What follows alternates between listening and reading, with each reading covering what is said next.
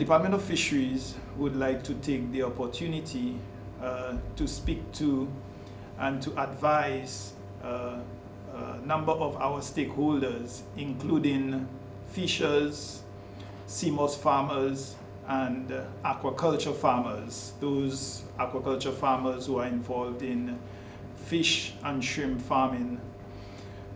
Considering that we are in the hurricane season, we would like to advise all fishers, aquaculture farmers, and CMOS farmers to pay serious attention to the advisories being issued by the Met Office as well as the National Emergency Management Organizations. We know that there are many sources of information at this point in time in terms of whether it be tropical storms or hurricanes, but the department would like to urge all our farmers and fishers to heed the information received or provided by credible sources. In terms of our fishers, of course, the first thing we would like to indicate is for fishers to be mindful of saving their life, their families, and property. So when an advisory is issued, we would urge everyone to follow and adhere to these advisories. Of course, we have some specific advice for our fishers. Please do not go out to sea if the conditions of the ocean or if the advisory indicates that you should stay on shore. Do not go out to sea.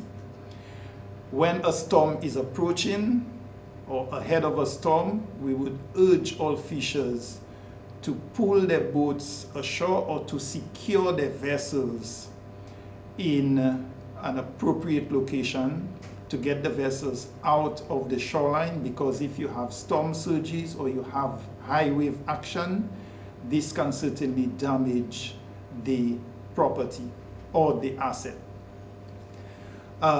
In terms of the CMOS farmers, of course, if you have harvestable CMOS, we would urge all CMOS farmers to harvest as much as possible those CMOS that are mature and secure their CMOS lines. One of the actions that can be taken in terms of CMOS farming is to lower the lines to the bottom of the ocean, because generally at the surface there is increased wave activity, and that can result in CMOS lines getting damaged and losing CMOS.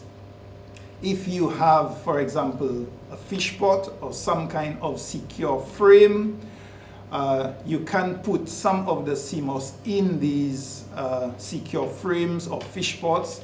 So at least if you lose some of your CMOS lines, you will have planting material to restart your farm after the storm. It is important for the aquaculture farmers, those who are engaged in fish and shrimp farming, to consider disconnecting the pipes that usually discharge or release water into the ponds, because usually these pipes would have an increased water volume during a storm when you have heavy rainfall. So you really want to reduce the chance of overflow of your ponds and thereby break the possibility of breaking the embankment or the sides of your ponds.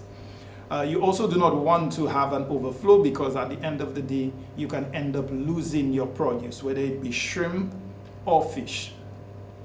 Certainly, you would want, if you have pumps, for example, and your area is low-lying or prone to flooding, you would want to secure these pumps, secure your equipment, secure your machinery, so that you would not face severe loss during a storm, and that you will be able to continue your production system or your farm after the storm.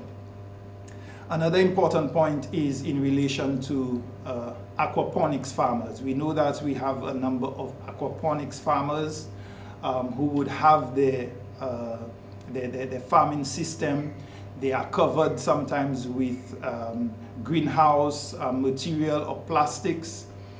We would encourage them to secure or remove those plastics or those coverings ahead of a storm, because when you have increased wind speed, you can end up with these coverings being blown away, and therefore your farm or your investment can suffer severe loss.